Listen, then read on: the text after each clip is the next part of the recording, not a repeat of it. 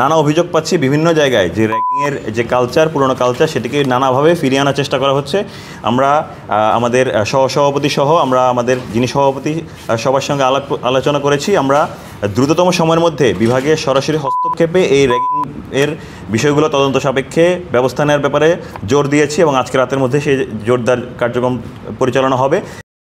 এবং দ্বিতীয়ত যে বিষয়টা আমাদের পরিবহন সংকটটা একটা প্রকট সংকট এবং এটার একটা নানা রকম ডাইমেনশন রয়েছে। এই পরিবহন সংকটটাকে যত দ্রুততম সময়ের মধ্যে এই সংকট দূর করা যায়, শিক্ষার্থীদের জন্য ব্যাপারটা সহজ করা যায়, সে ব্যাপারে এগিয়ে নিয়ে যাওয়ার ক্ষেত্রে আজকে অনেকখানি আলোচনা হয়েছে এবং পরবর্তী মিটিংয়ে আমাদের এই এজেন্ডাগুলো এবং পাশাপাশি আরও কিছু স্পেসিফিক এজেন্ডা ভিত্তিক আমাদের আলোচনা হবে এবং এগুলোকে কার্যকরী সমাধানের লক্ষ্যে আমরা সেই জায়গায় ডিসকাস করব। আশা রাখছি এই যে মিটিংয়ের সূচনা হয়েছে, এই সূচনার দ্বারা সামনের দিনগুলোতে শিক্ষার্থীরা যে 25 জন কার্যনির্বাহী সদস্য পেয়েছেন তাদের প্রত্যেকের যে ভিশন রয়েছে ক্যাম্পাসগুলো নিয়ে, এগুলো যদি বাস্তবায়ন হওয়া শুরু হয়, আমরা আশা রাখছি এই বিশ্ববিদ্যালয়ের শিক্ষার্থীরা যে আস্থা নিয়ে এত বছর পর জাকসু পেয়েছে সেই আস্থার বাস্তবায়ন হবে এবং এই ক্যাম্পাসটা সবার জন্য আরও বেশি বেটার হয়ে উঠবে।